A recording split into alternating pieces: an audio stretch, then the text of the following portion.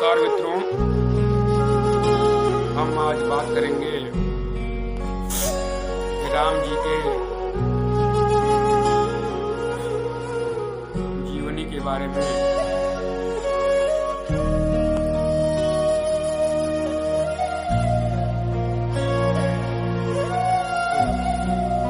आप अवश्य श्रवण करें। भगवान श्री राम में वे सभी गुण थे जो धर्म में बताए गए हैं। श्री राम वैदिक सनातन धर्म की जान आत्मा हैं। वेदों को मानने वाले श्री राम के परम भक्त हैं। महान महाकाव्य रामायण, जिन्हें महर्षि वाल्मीकि जी ने लिखा है, श्री राम उनके मुख्य पात्र हैं। अवतरित हुए भगवानों में यह सबसे प्राचीन और ऊपर हैं। यह सबसे अच्छे उदाहरण हैं अच्छे बेटे, अच्छे पति होने के। भगवान श्री विष्णु के यह 7वें अवतार हैं। श्री राम असुर सम्राट लंकापति रावण से इस धरती को बचाने के लिए अवतरित हुए। श्री राम परिचय रावण को यह वरदान प्राप्त था कि वो किसी भी देवी देवता के हाथों नहीं मर सकता है। अतः भगवान विष्णु मानव रूप में इस धरा पर अवतरित हुए।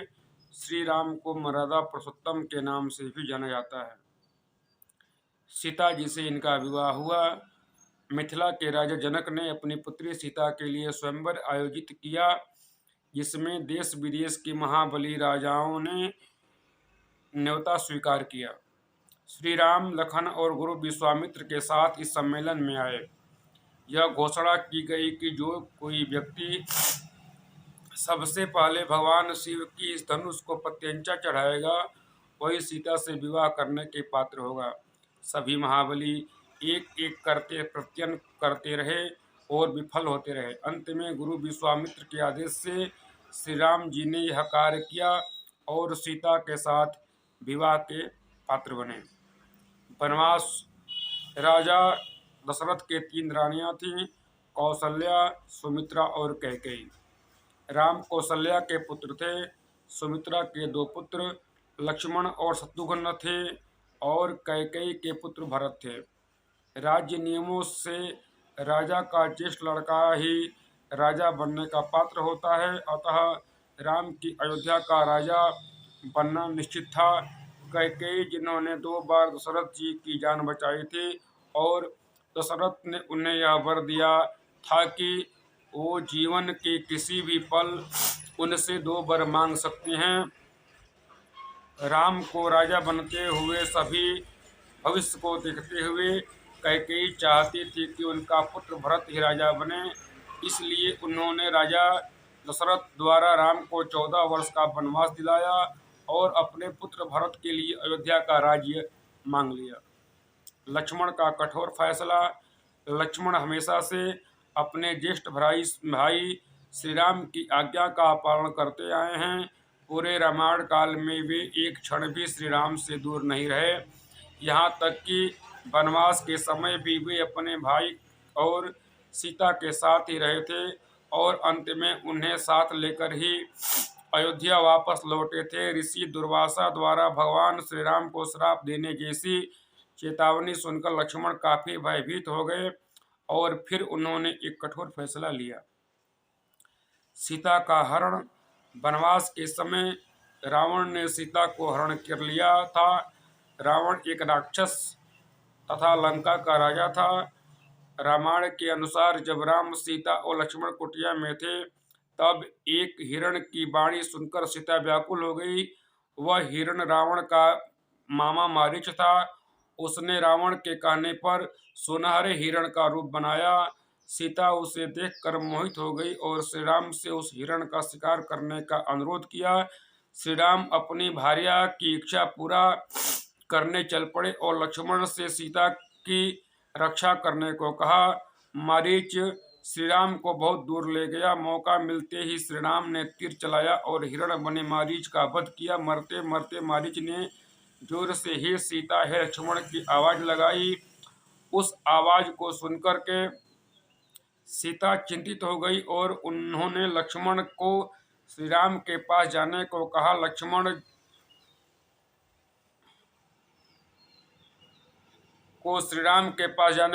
लक्ष्मण जाना नहीं चाहते थे, पर अपनी भाभी की बात को इनकार न कर सके। लक्ष्मण ने जाने से पहले एक रेखा खींची जो लक्ष्मण रेखा के नाम से प्रसिद्ध है। आदर्श चरित्र। राम के चरित्र में भारत की संस्कृति के अनुरूप पारिवारिक और सामाजिक जीवन के उच्चतम आदर्श पाए जाते हैं। उनमें व्यक्ति विकास, लोकहित तथा सुव्यवस्थित राज्य संचालन के सभी गुण विद्यमान थे। उन्होंने दीनों, असहायों, संतों और धर्मशीलों की रक्षा के लिए जो कार्य किए, आचार व्यवहार की जो परंपरा कायम की, सेवा और त्याग का जो उदाहरण प्रस्तुत किया तथा न्याय एवं सत्य की प्रतिष्ठा के लिए वे जिस तरह अनवरत प्रयत्नवान रहे, जिससे उन्हें भारत के जन में मानस मंदिर में अत्यंत पवित्र और उच्च स्थान पर आसीन कर दिया गया था। महापराक्रमी योद्धा। राम अद्वितीय महापुरुष थे। वे अतुल्य बलशाली, सौंदर्य निधान और उच्च शक्ति के व्यक्ति थे। किशोरावस्था में ही उन्होंने धार्मिक अनुष्ठानों में रक्त विश्वामित्र मुनि के परित्राणार्थ ताड़का और सुबाहु राक्षस का वध किया। राजा जनक की स्वयंवर सभा में उन्होंने शिव का हुआ विशाल धनुष अनायास ही तोड़ डाला, जिसके सामने बड़े बड़े वीर पुंगवों को भी नतमस्तक होना पड़ा था। दंडक वन में सुपर्णखा के भड़काने से जब खरदूषण तिसराद ने उन्हें चारों ओर से घेर लिया, तो अकेले ही युद्ध करते हुए उन्होंने थोड़े समय में ही उनका विनाश कर डाला। किष्किंधा में एक ही बाण से राम ने 7 ताल वृक्षों को छेदन कर दिया और बाद में बड़े भाई के त्रास से उत्पीड़ित सुग्रीव की रक्षा के लिए बाल जैसे पराक्रमी योद्धा को भी धराशायी कर दिया। लंका में रावण, कुंभकर्ण आदि से हुआ उसका युद्ध तो पराक्रम ही पराकाष्ठा का ऐसा उदाहरण है जिसकी मिसाल अत्यंत कठिनाई से ही मिलेगी। भगवान राम के संदेश। भगवान राम मर्यादा पुरुषोत्तम भी कहा जाता है।